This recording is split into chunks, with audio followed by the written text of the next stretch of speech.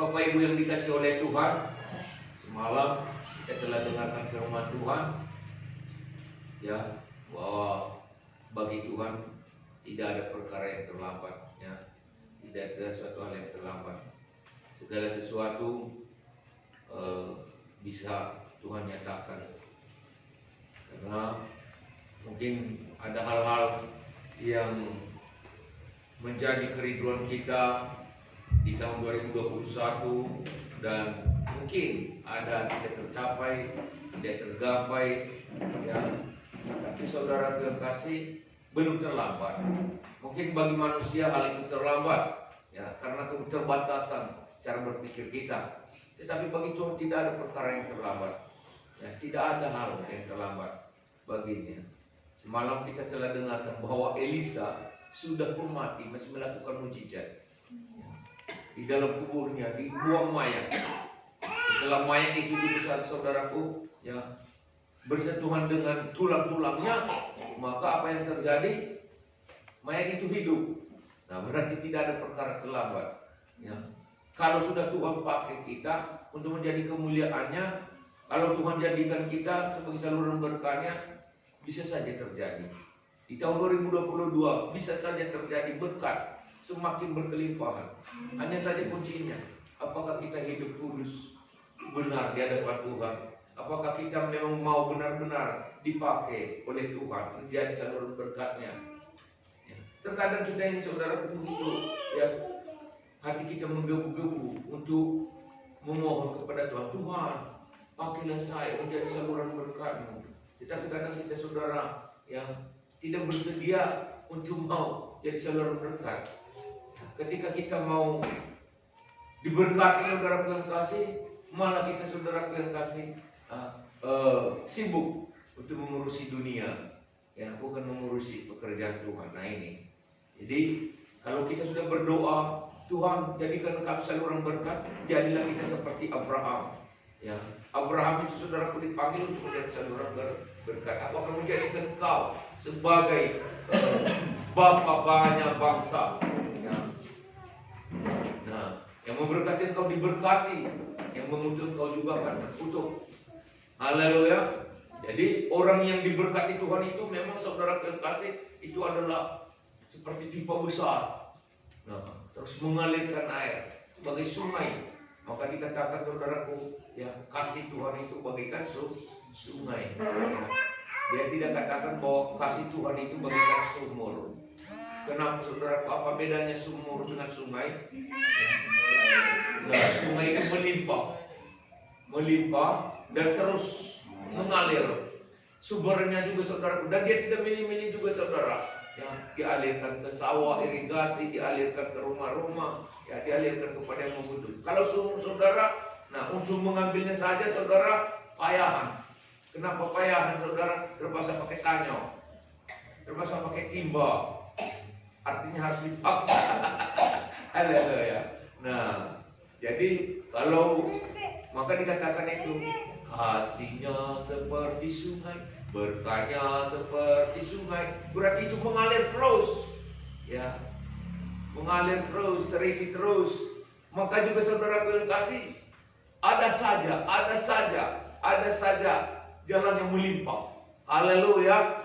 Jadi begitu juga saudara, kalau kita mau dipakai, jadilah kita, ya, saluran berkat, saluran kasih Tuhan itu. Karena itu doa-doa kita, ya, biarlah kita saudara yang kasih membangun pelayanan pekerjaan Tuhan di tahun 2022 ini, ya.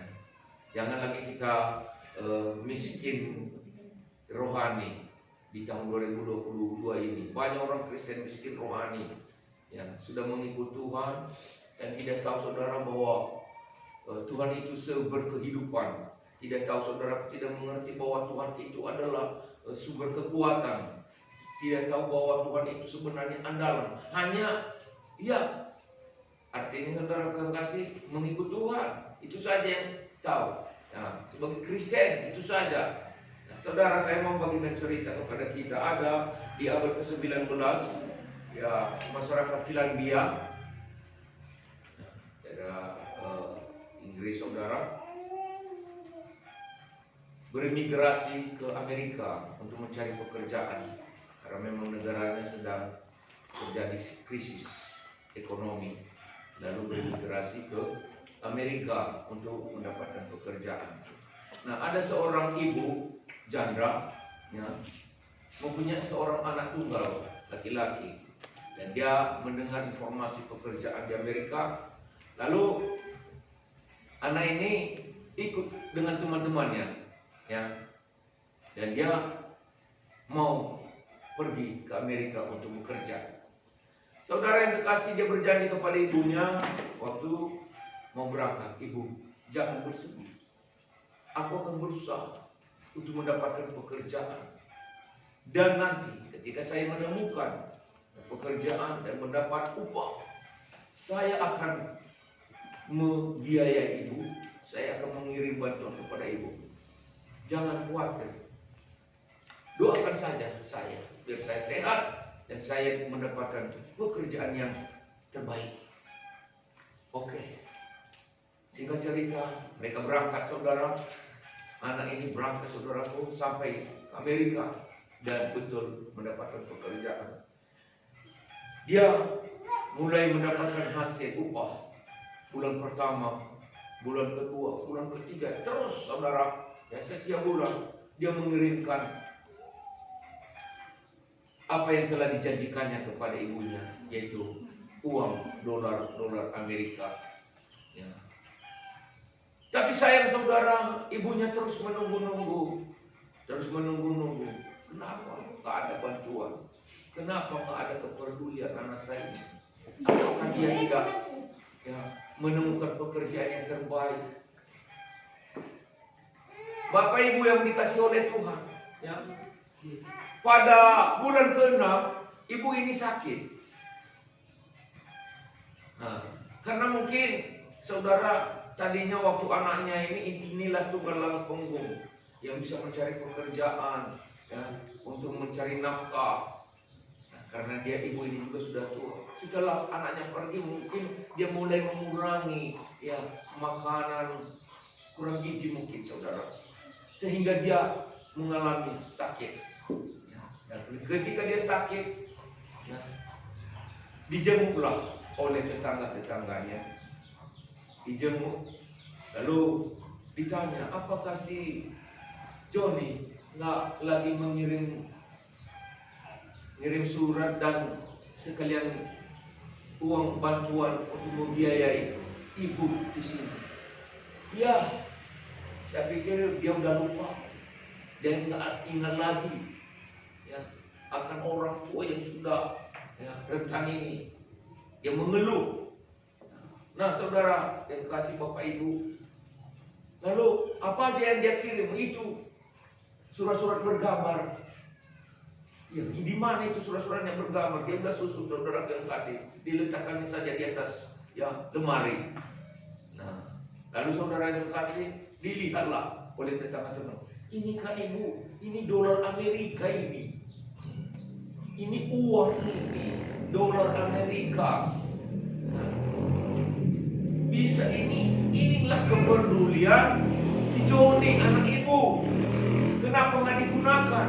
Nah, ini saudara terkasih.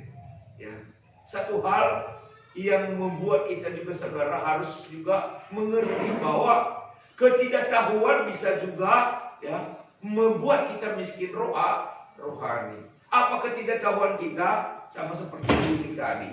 Dia tidak tahu bahwa itu uang dolar Amerika yang bisa berguna untuk hidupnya. Begitu juga banyak orang Kristen bahwa dia sudah memiliki sebenarnya ya Yesus Kristus, sekaligus dengan kuasanya, sekaligus dengan mujizatnya, sekaligus dengan ya dan ajaibnya, pertolongannya bisa saja terjadi bagi orang yang mengetahui. Tetapi kadang hanya orang bisa menyebut nama Yesus, bisa menyebut sebagai pengikut Yesus, tetapi tidak pernah mengandalkan Yesus. Ini masalah. Tidak pernah mengandalkan Yesus dalam kehidupannya. Nah, seharusnya kita harus menghargai dan bersyukur. Aku bersyukur Engkau Tuhan ada di dalam aku, ada dalam hidupku, ada dalam hidup keluargaku, menjadi pemimpin hidup kami, menjadi raja kehidupan kami. Di mana ada Yesus, saudara kekasih, di situ mujizatnya. Amin. Keluarga Sakeus diberkati, dipulihkan. Pesta di Kana diberkati, dicukupkan hingga kelimpahan dan tidak kekurangan. Orang yang kekurangan makanan karena kelaparan, karena lapar dan haus, diberikan makan hanya dari modal 2 ikan, 5 roti dan 2 ikan. Di mana ada Yesus, di situ mujizat terjadi.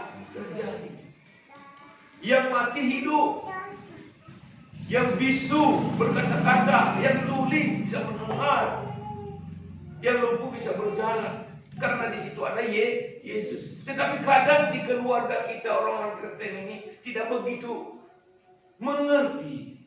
Hanya begitu tadilah saudara. Sepertinya yang mengikuti Yesus, kamu orang Kristen, Nah ini masalah. Berdoa tidak mau. Kalau ada waktu, kalau sempat, kadang-kadang kita selalu terburu-buru. Seakan-akan saudara, kita pikir bahwa kekuatan kita inilah yang terutama. Betul. Tuhan berikan kepada kita tubuh. Sekaligus ya tulang-tulang, otot-otot, ya otak, pikiran. Haleluya. Dan diberikan kita kekuatan.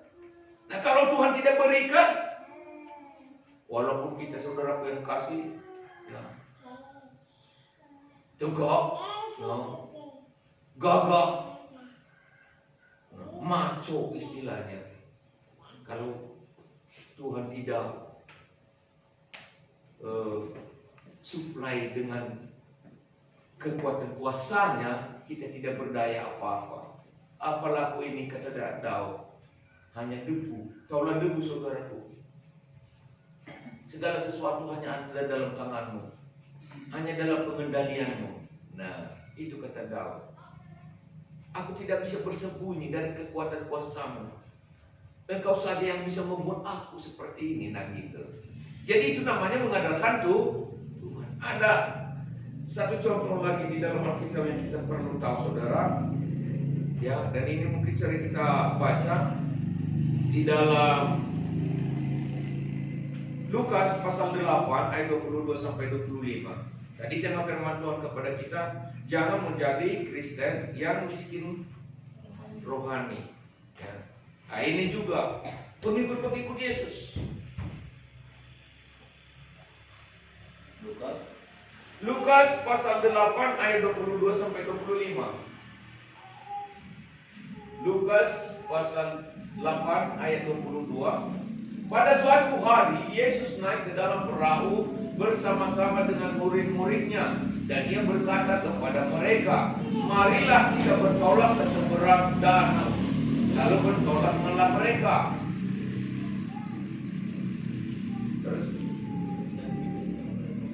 Dan ketika mereka sedang berlayar, Yesus tertidur. Sekonyong-konyong turunlah taufan ke danau, sehingga perahu itu kemasukan air dan mereka berada dalam bahaya. 24. Maka datanglah murid-muridnya membangunkan dia, katanya, Guru, kita binasa. Ia pun bangun, lalu mengerti angin dan air yang mengamuk itu, dan angin dan air itu pun reda, dan danau itu menjadi teduh. Ayat 25. Lalu katanya kepada mereka, di manakah kepercayaanmu? Maka takutlah mereka dan heran. Lalu berkata seorang kepada yang lain, siapa gerangan orang ini sehingga ia memberi perintah kepada angin dan air, dan mereka taat kepadanya. Nah, bayangkan ayat yang terakhir ini, mereka bersama-sama dengan dia, mengikut dia, ada dalam satu perahu, namun mereka tidak tahu ya siapa dia, tentang kuasanya, tentang ketuhanannya, tentang kehebatannya. Mereka heran, kok angin taat kepadanya, danau yang bergelora pun taat kepadanya. Siapa gerangan orang ini sehingga ia memberi perintah kepada angin dan air, dan mereka taat kepadanya? Banyakan kita seperti itu saudara. Orang-orang Kristen Ya. Memuji Tuhan. Ke gereja ya ke gereja. Mengandalkan Tuhan tidak, karena ya, tidak terlalu mengandalkan kuasanya. Haleluya. Kadang-kadang jurus terakhir lah baru ya. Nah, ini tadinya saya rasa ya, saya yakin mereka berusaha dulu untuk mendayung sekuat tenaga. Nah, kenapa bisa terjadi gelombang seperti itu? Karena mereka tidak percaya kepada Yesus. Kadang bisa terjadi gelombang di hidup kita, dan Yesus ya tidur, pura-pura tidur. Ya tidurlah, kita buat dulu. Ya, nah, dia tidak bercampur tangan, dia biarkan gelombang itu. Karena apa? Karena kita tidak percaya. Walaupun kita bersama-sama dengan Yesus, kita tidak percaya. Ada banyak itu, saudara kekasih. Malah mereka heran, ini siapa dia ini? Padahal ada bersama-sama mereka kekuatan di situ. Ada bersama-sama mereka Yesus yang bisa melakukan mujizat. Nah, haleluya. Pernah dengar lembah sungai Niagara? Ya, pernah saudara? Nah, ini di luar negeri juga, daerah kalau nggak salah Kanada ya. Niagara ini terletak di Kanada kalau nggak salah. Ya. Nah, saudara, di situ ada, di lembah itu dibentangkan sebuah tali, ya, dan diadakan di situ satu kegiatan akrobat. Tahu akrobat? Sirkus. Nah, sirkus, ya. Nah, ada seorang ya pemain akrobat ini, saudara yang kasih, dia berjalan di atas tali dari sebelah ke sebelah, dari sini ke sana. Dia berjalan di atas, ya. Ini dalam ini lembah ini, sungai Niagara ini, saudara. Ya. Nah, dia berjalan di atas tali. Supaya lebih puas lagi penonton, saudaraku, dia bawa kereta sorong. Ya, dia sorong di atas tali. Semua penonton waktu itu, apa yang mereka lakukan? Bertepuk tangan, mengagumi, ya, pemain akrobat. Ya, wajar ya, karena ini juga luar biasa. Ada yang bisa berjalan di atas tali di sini 2 meter, 3 meter. Ini kurasa saudara pun tak, ya, 500 meter pun tak ada. Ya, tapi saya tidak tahu lah, ini saya belum belajar berapa lebar ini sungai Niagara. Soalnya ini saudara pun kasih lebar, ya. Haleluya. Pernah juga saya lihat di YouTube. Nah, saudaraku yang kekasih, ketika sudah semakin seru, semakin banyak penonton, ya, bertepuk tangan, maka dia menawarkan kepada penonton itu, baik, apakah kalian yakin saya bisa berjalan ke sana kemari tanpa jatuh? Yakin. Baik. Sudah kalian lihat saya membawa kereta sorong di atas tali ini? Sudah kami lihat. Kalian menganggap saya hebat atau bagaimana? Hebat. Wah. Sekarang begini, ya, supaya lebih terbukti lagi, saya mau mengajak kalian, siapa yang mau angkat tangan untuk berjalan di atas tali ini, ya, saya jamin tidak akan jatuh. Wow, semua saling pandang memandang. Kamu, aku dong. Ya, jangan, aku, saudaraku yang kasih, jangankan tali yang dibentangkan di lembah sungai Niagara, Cici di Bukit Lawang aja pun gak berani. Kan lebar itu, bukan tali. Ya, saudaraku yang kasih, udah aku jalanin 10 meter ke atas, 10 ke 15 meter gitulah. Ya, ini anak-anak itu udah jalan terus. Nah, jadi saya pulang-pulang, saya mulai lihat ke bawah. Ini gawat ini. Saya pulang, mereka udah menyeberang, saya tinggal sendirian. Ada yang bilang sama saya, biar aku gendong. Iya, digendong lagi. Udah parah. Nah, ibu berani. Ini kepada kita. Ya udahlah, saya harus melalui jalan darat lah. Dari bawah. Kita harus dicingkel celana, kamu begitu ya. Nah ini juga Menaker baik itu begitu menawarkan. Saya jamin kalian tidak akan jatuh. Saya akan bawa di atas tali ini. Lalu saudara yang kasih tidak ada yang mau. Kenapa kalian tidak percaya? Baik, lalu dia bawa dan ditaruh di atas kereta. Siapa? Anaknya sendiri. Ya. Lalu dia sorong sana kemari, seberang ke seberang saudara, dan betul tidak jatuh. Selamat sentosa. Ya.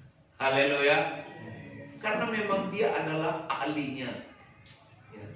Dia mampu, maka dia jamin. Haleluya. Nah, sama halnya kita ini seperti penonton akrobat tadi. Inilah orang Kristen. Sering kan kita kata, kau hebat, kan begitu ya.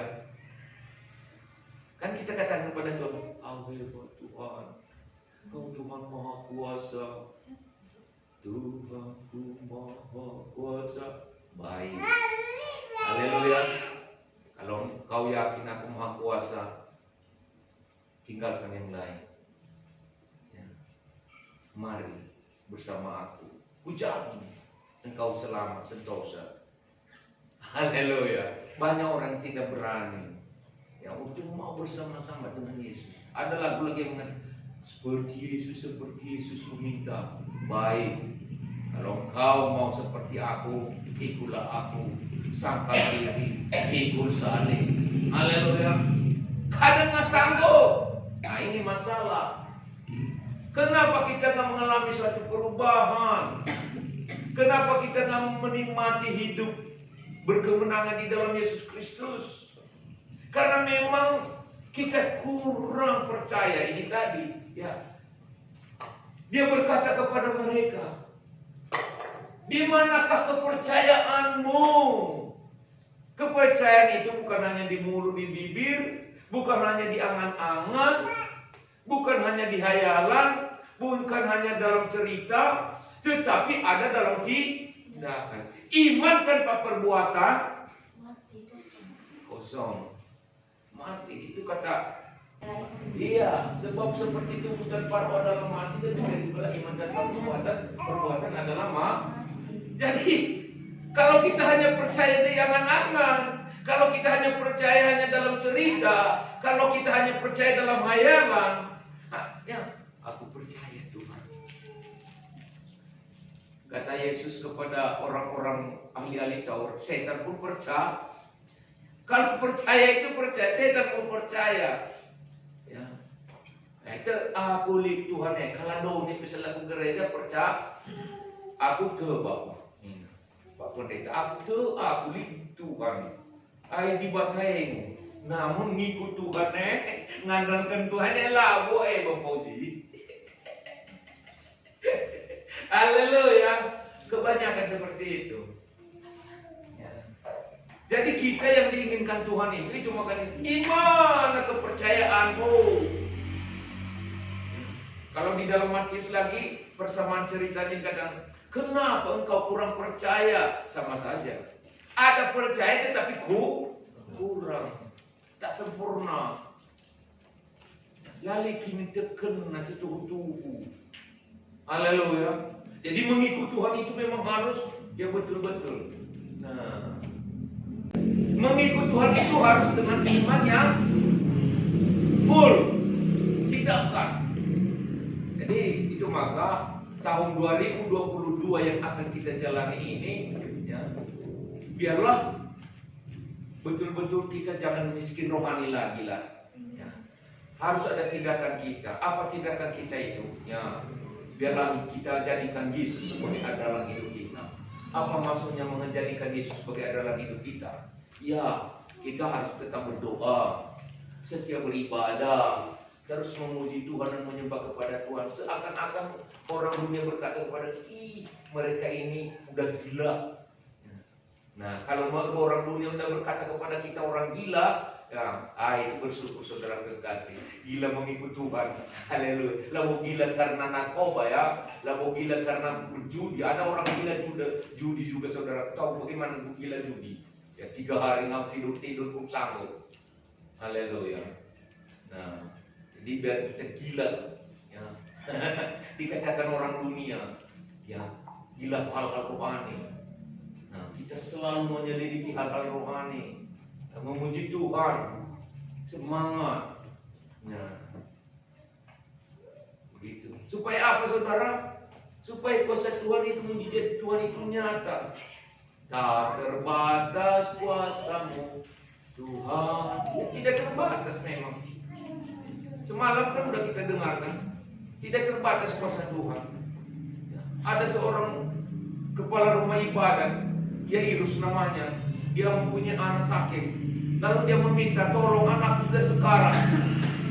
Nah, iya, ayo datang ke rumah.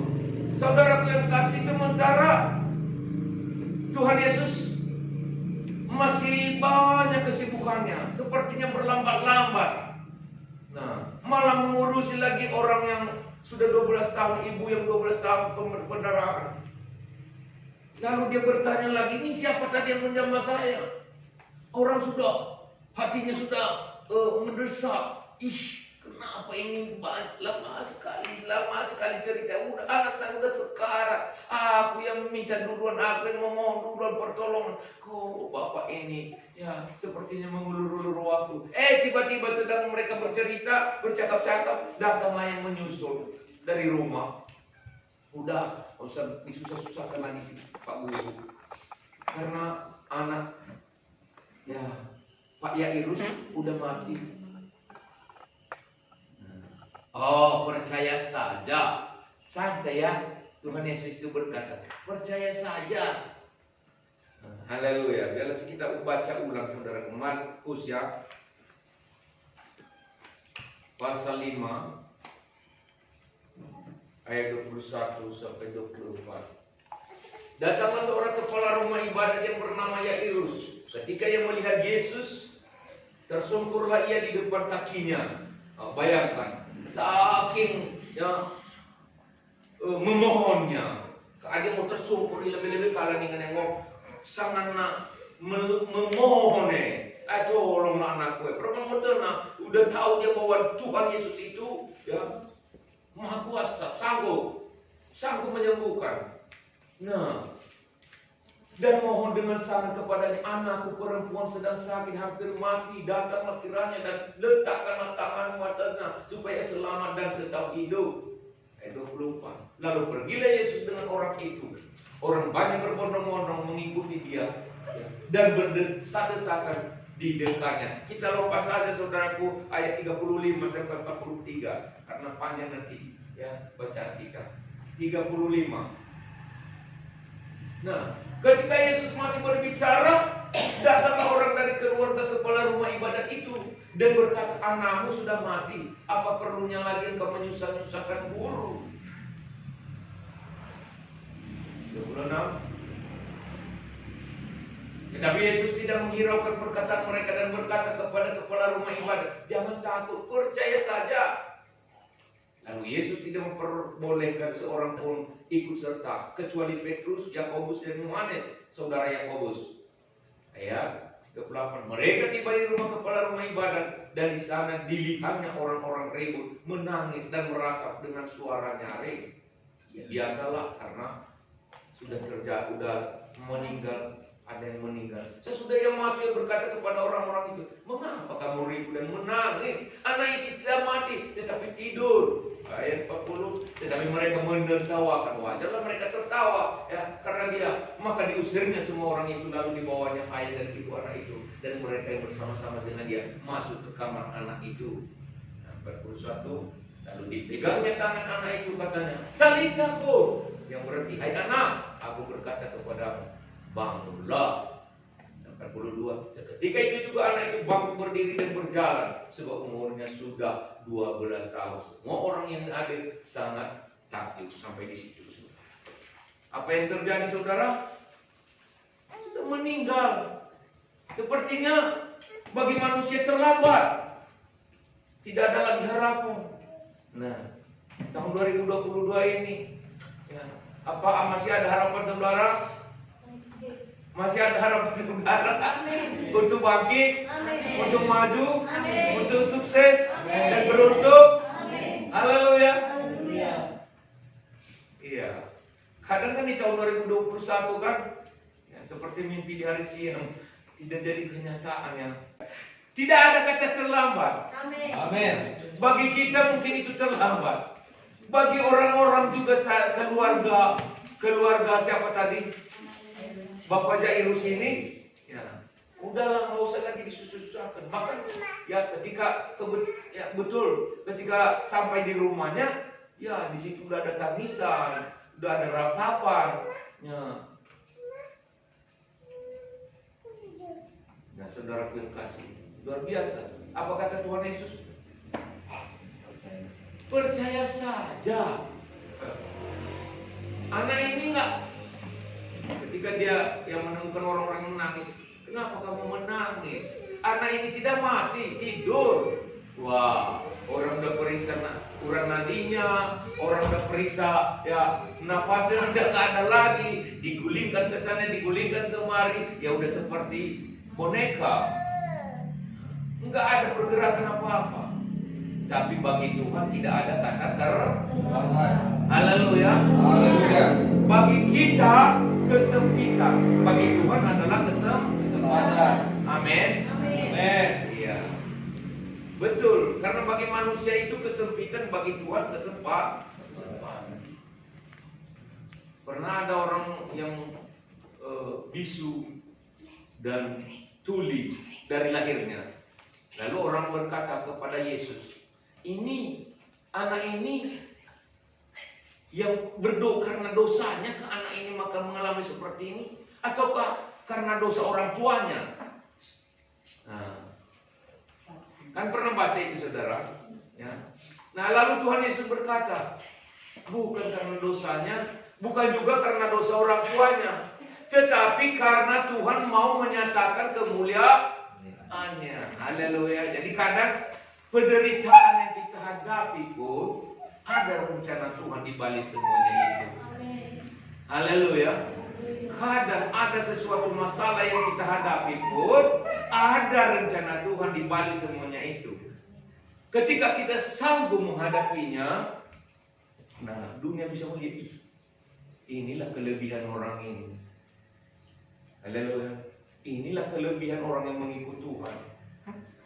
Mereka sanggup menghadapi seperti ini. Nah, haleluya.